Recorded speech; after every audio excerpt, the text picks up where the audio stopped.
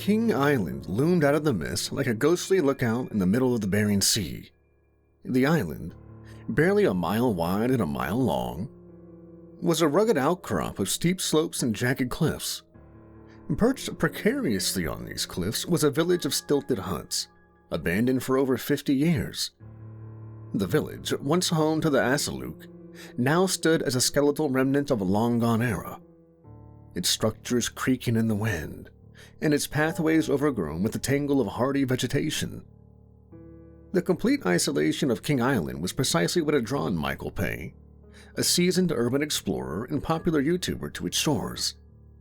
Michael had built a substantial following by documenting the forgotten corners of the world, places where history and decay intertwined to tell silent, haunting stories. King Island, with its unique history and daunting desolation, was a perfect addition to his channel. It was strictly against the rules, but he was determined to stay overnight, capturing footage that would mesmerize his audience and cement his reputation as a fearless explorer.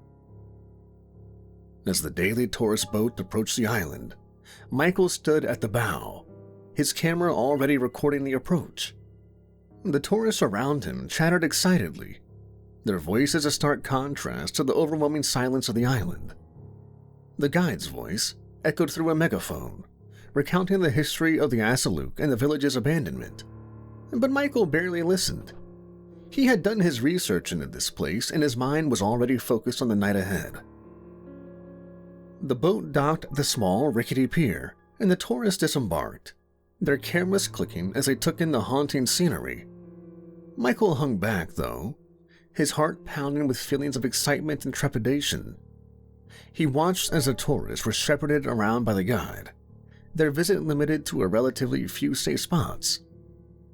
When the time came for the group to return to the boat, Michael discreetly slipped away, hiding behind one of the stilted huts until the sound of the boat's engine faded into the distance. Now, alone on King Island, Michael felt an uncomfortable chill, one that had nothing to do with the temperature. The island seemed to breathe around him, its silence suddenly profound and yet also suffocating. He glanced at his watch. It was just past noon. He had several hours of daylight left to explore and document the village before nightfall. Slinging his backpack over his shoulder, he set up off the steep slope, his camera capturing every creak of wood and rustle of wind-blown grass. For Michael, the true adventure had now begun, and yet he still had no idea of the terror that awaited him. As dusk settled over King Island, the final rays of sunlight painted the abandoned village in hues of deep orange and shadowy blue. Michael had spent the afternoon methodically exploring and recording the empty huts and narrow pathways. Now, with the boat back to the mainland long departed, he was truly alone. He chose a relatively intact hut perched on a steep slope for his base camp, its weathered wood and rusted nails offering a semblance of shelter against the encroaching night. He set up his gear meticulously, arranging his camera equipment to capture a 360-degree view of the hut's interior. As the darkness deepened, Michael turned on his flashlight, its beam cutting through the thickening gloom. He spoke into his camera, narrating his thoughts about the observations about the ghostly silence and the desolate beauty of the place. His voice sounded unnaturally loud against the backdrop of the island's quiet. With the camera running, Michael ventured outside to continue his exploration under the cover of night. The village felt different in the dark, more sinister, as if the shadows themselves were alive. As he walked, he noticed the wind had picked up, creating an eerie symphony as it whistled through the stilts and cracked wooden beams. Then came the first noise, a faint rhythmic tapping, like the sound of footsteps on the wooden planks. Michael froze, his flashlight beam darting toward the source of the noise. He saw nothing but the empty village, the windswept pass, and the ghostly silhouettes of the huts. He shook his head, convincing himself it was just the wind playing tricks on his mind. Continuing his exploration, Michael reached a clearing that overlooked the sea. The moon hung low and heavy, casting a silver glow over the water. He paused to capture the scene, marveling at the haunting beauty of the island at night, when he heard it again, this time louder and closer. It was unmistakably the sound of footsteps, slow and deliberate. Michael swung around, his flashlight flickering as if the batteries were dying. The beam fell on a shadowy figure standing at the edge of the clearing, just beyond the reach of the light. His heart pounded as he squinted, trying to make out the features of the figure. But in the blink of an eye, it was gone, leaving only the swaying grass and the echo of his racing heartbeat. Returning to the hut, Michael felt the first pangs of true fear. He reviewed his footage, hoping to find a rational explanation. But the camera showed only what he had seen: an empty village, a desolate clearing, and a fleeting shadow. The hut's creaking grew louder, more persistent, like the steady drip of water from a faucet, and Michael could no longer ignore the growing sense of dread. As he settled into his sleeping bag, the wind outside seemed to carry whispers, faint and unintelligible. The hut groaned and creaked around him, each noise amplified in the silence. He tried to rationalize it as the natural sounds of an old structure, but deep down, he knew something was very wrong. The island was not as abandoned as it seemed, and the spirits of the ancient people, restless and angry, were making their presence known. Sleep was elusive as Michael lay there, eyes wide open, every muscle in his body tense. He realized that he wasn't alone on King Island, and whatever was out there in the dark was watching and waiting. The first signs of haunting had made themselves known, and his stay on this desolate island was far from over. Dawn eventually arrived on King Island, but the sunlight did little to dispel the lingering sense of unease.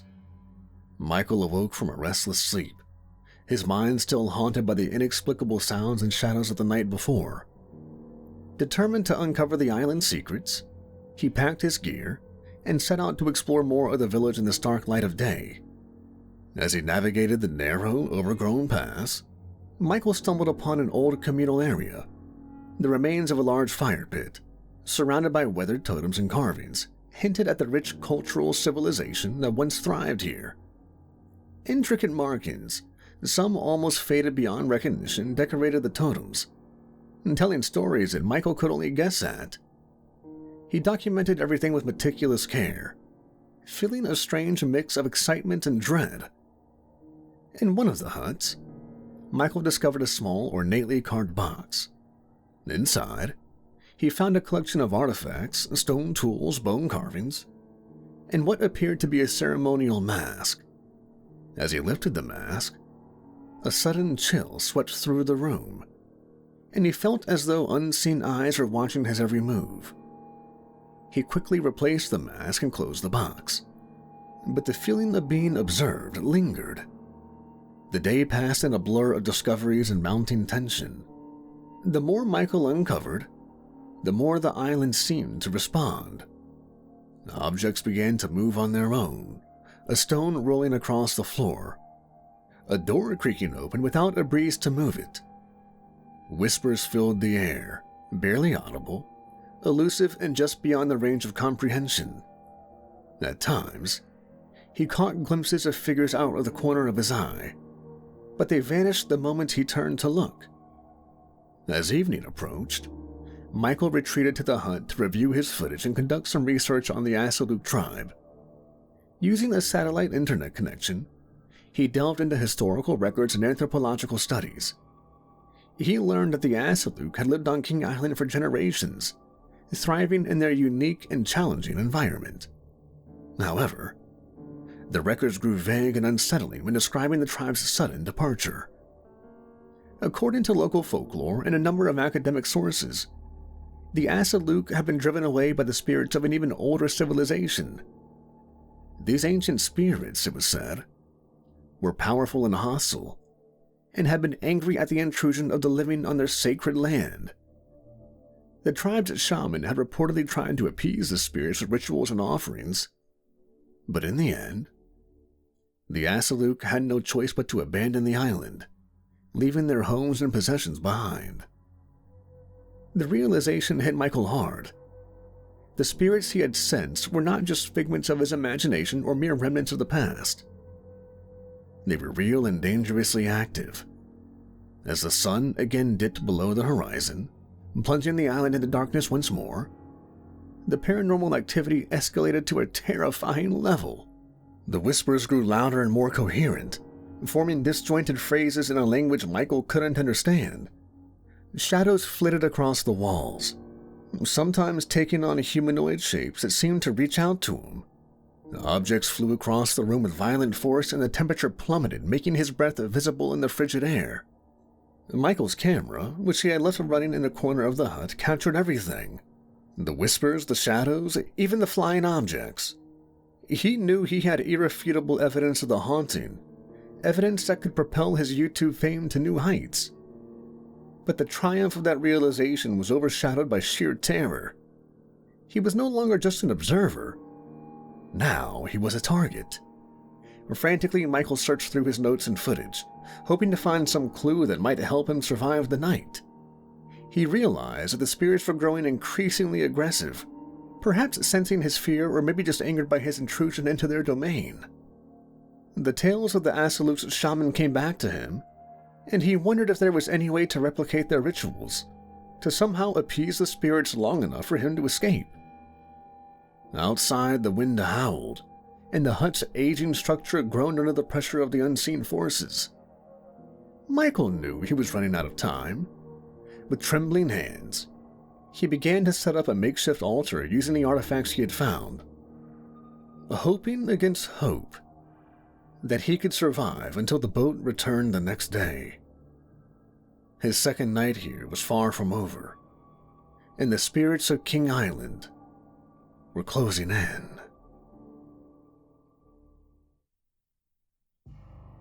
The midnight air on King Island was thick with an unnatural chill, as if the island itself had been plunged into an abyss of despair. Michael's makeshift altar stood in the center of the hut, the artifacts arranged with a desperate hope that they might placate the vengeful spirits. But as he knelt before it, clutching the ceremonial mask, the atmosphere inside the hut grew increasingly oppressive. Without warning, a deafening crash reverberated through the hut. The walls shuddered as an unseen malevolent forces battered them from all sides. Michael scrambled to his feet, heart pounding, as a ghostly figure materialized in front of him. It was a translucent vision of an ancient shaman, eyes burning with an ethereal fire. The spirit's mouth moved, emitting a guttural chant that resonated deep within Michael's bones. Before he could react, the shaman raised a spectral hand, and Michael was thrown backward by an invisible force. He crashed into the far wall, pain radiating through his body. The mask slipped from his grasp, skidding across the floor.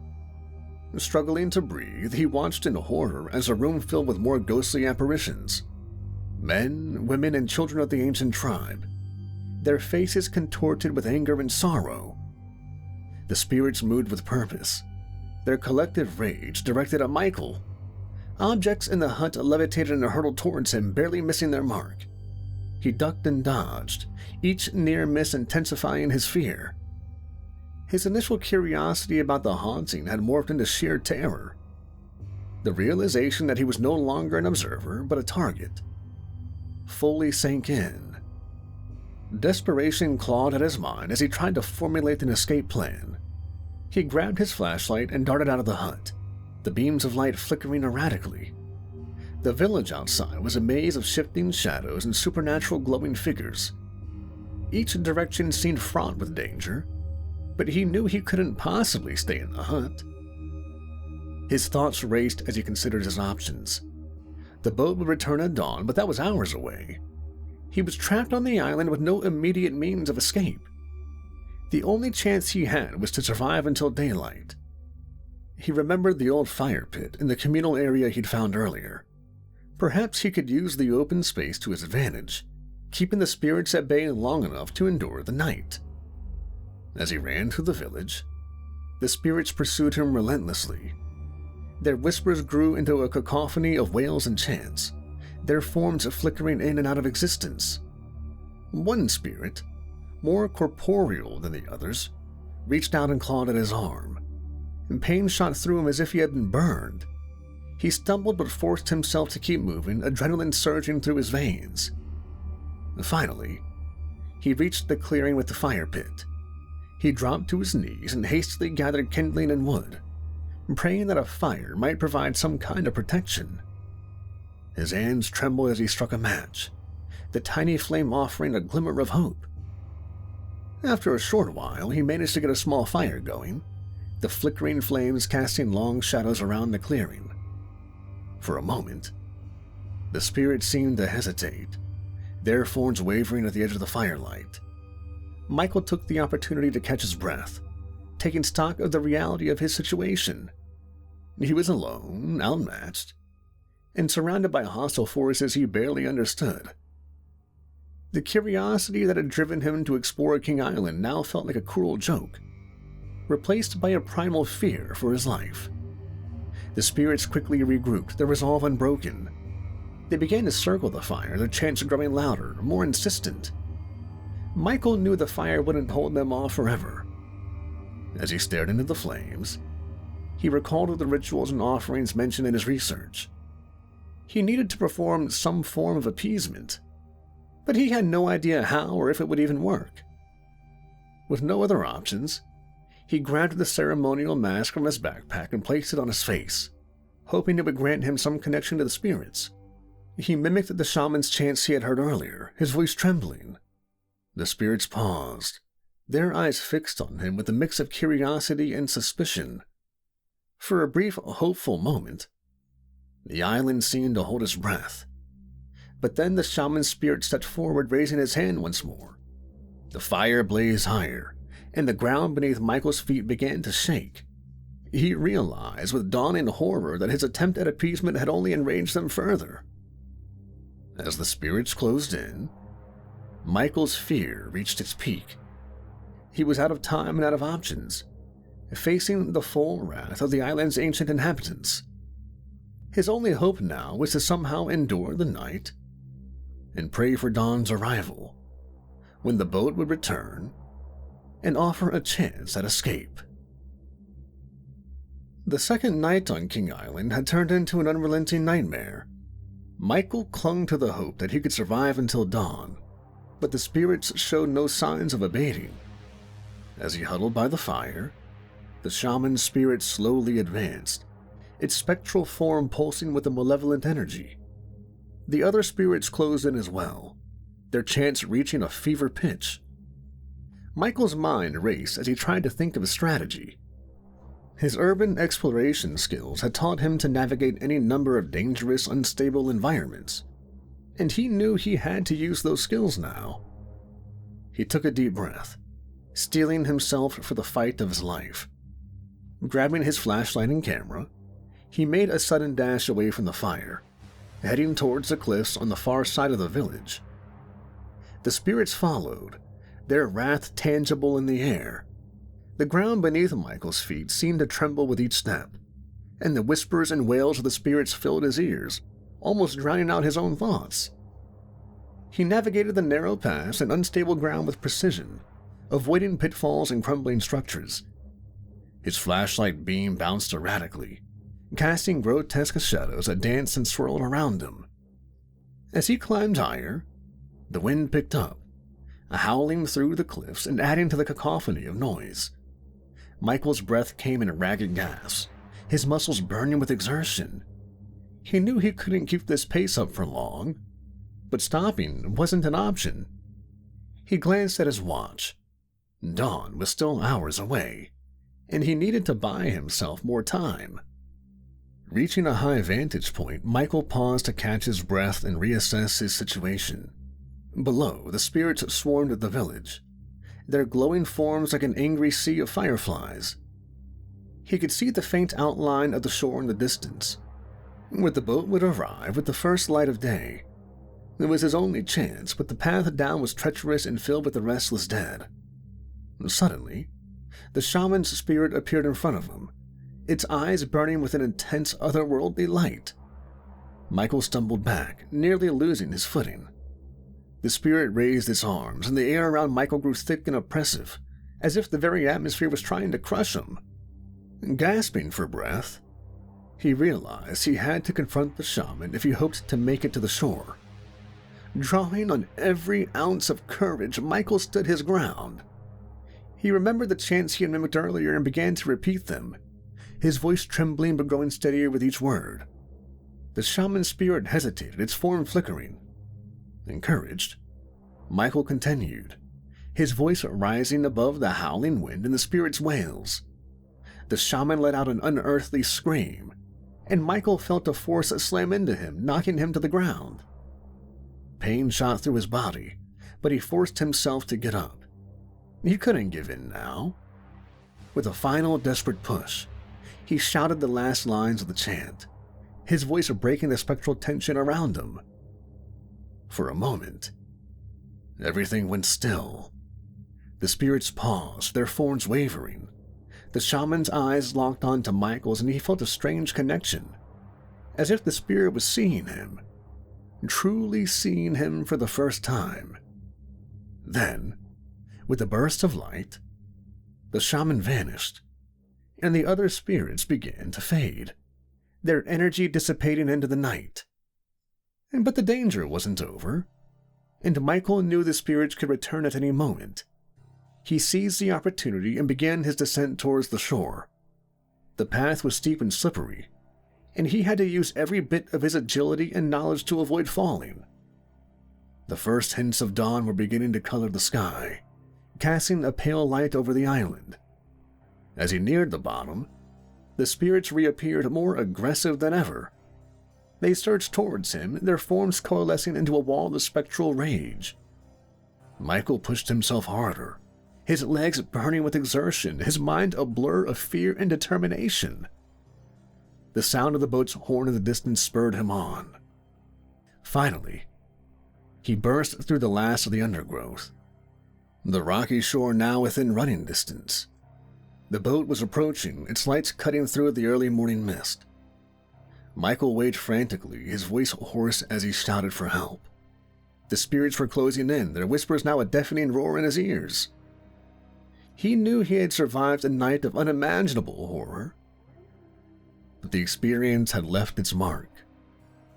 The footage he had captured would prove the existence of the supernatural, but at a cost he had never anticipated. The island's secrets had nearly claimed his life, and if he was to successfully escape, he knew their whispers would haunt him forever. As the first light of dawn finally pierced through the dense fog, Michael reached the shore, his body bruised and battered, his spirit frayed by the night's harrowing ordeal. The sounds of the spirits' whispers were now a deafening roar behind him, urging him to run faster, to escape their wrath. He stumbled over the rocky terrain, each step fueled by sheer determination. Just as he feared the spirits would catch him, the tourist boat horn blared in the distance. The vessel's lights cut through the mist, a beacon of salvation. Michael waved his arms frantically, his shouts for help merging with the cries of the spirits. The crew on the boat spotted him, and the boat made a swift turn towards the shore. As Michael neared the edge of the water, the spirits surged forward, their forms more solid and menacing than ever. But as the boat approached, the spirits recoiled, unable to follow him any further. An invisible barrier seemed to hold them back, their glowing eyes burning with frustration and anger. They hovered at the shore, their wails rising to a fever pitch, before they began to dissolve in the light of the rising sun. The crew threw a rope ladder over the side, and Michael grabbed it with his shaking hands, climbing aboard with the last of his strength. He collapsed onto the deck, gasping for breath, his body trembling uncontrollably. The crew surrounded him, their faces etched with concern and confusion. "Are you all right, buddy?" one of the crew members asked, kneeling beside him.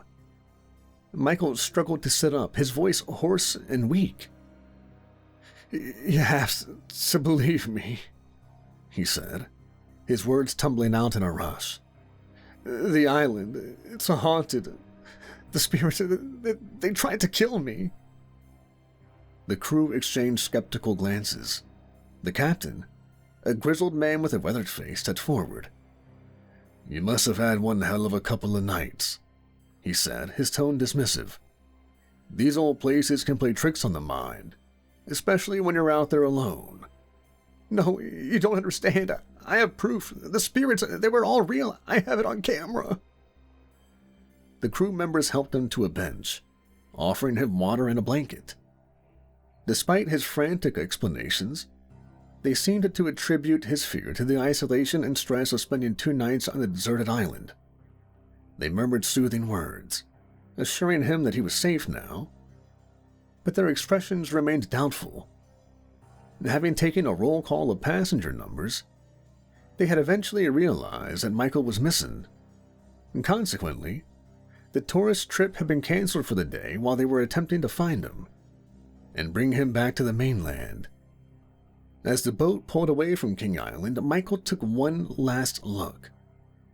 The spirits had faded into the morning light, leaving only the desolate village behind.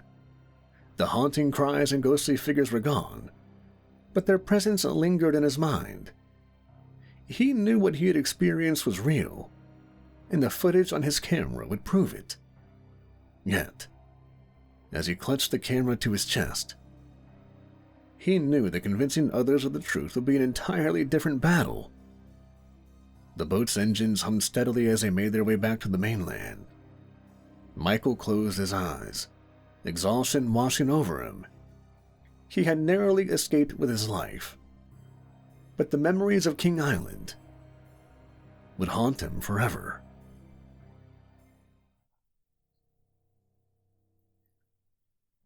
Back on the mainland, Michael retreated to the familiarity of his small rented apartment, still reeling from his nightmarish events on King Island. His body bore the bruises and scratches of his encounter with the spirits, but it was the scars on his mind that weighed the heaviest. He knew for certain that he had captured everything on camera. The whispers, the apparitions, the terrifying manifestations of the spirits. But as he sat down to review the footage, a gnawing fear crept over him. This footage would send him into the YouTube stratosphere if he had captured his ordeal fully. With trembling hands, he plugged his camera in and opened the files. To his astonishment, the footage played smoothly, every moment vivid and clear, as if he were reliving the night all over again. The camera had captured the eerie glow of the spirits, their ethereal forms moving with a haunting grace. The whispers echoed through the speakers, sending a chill down his spine, even in the safety of his apartment. Michael felt emotions of relief and dread. He now had undeniable proof of the paranormal activities on King Island, footage that could potentially validate his terrifying experience. But as he contemplated sharing the footage with the world, a series of strange occurrences began to unfold around him. It started with subtle noises, a faint tapping on the windows, whispers that seemed to linger in the corners of the room. Michael dismissed them at first, attributing them to nerves and exhaustion. But as the days passed, the occurrences grew more pronounced. Objects moved on their own. A chair scraped across the floor when he turned his back. A picture frame tilted askew without explanation. The air in his apartment felt heavy, as if charged with an unseen presence. Michael's sleep became fitful, plagued by dreams of shadowy figures and echoing chants. He knew then that the spirits had not stayed behind on King Island. They had followed him, their presence lingering like a dark cloud over his life. Fear gnawed at him day and night, his once passionate pursuit of urban exploration now tainted by the specter of the supernatural. He hesitated to release the footage on YouTube, unsure of the consequences it might bring. Would sharing the proof of the spirit's existence invite more torment, more relentless haunting? In a moment of desperate clarity, Michael decided. He deleted the footage, erasing all the evidence of his ordeal on King Island. It was perhaps a futile attempt to appease the spirits, to erase any trace of their presence from his life. But deep down, he knew it wouldn't be enough. The spirits had marked him, and they would not rest until they had exacted their toll. As he sat alone in his darkened apartment, haunted by the memories of King Island and the unseen forces that now surrounded him, Michael realized the true twist of his story. The spirits had won. They had not only driven him to the edge of terror, but had followed him back to ensure he would never forget the price of trespassing into their realm. And so, Michael Pay, once a fearless explorer of abandoned places, slowly became a prisoner of his own fear, forever haunted by the spirits of King Island, and the chilling truth that some ghosts never fully leave the places they haunt, while others never leave those that trespass their home.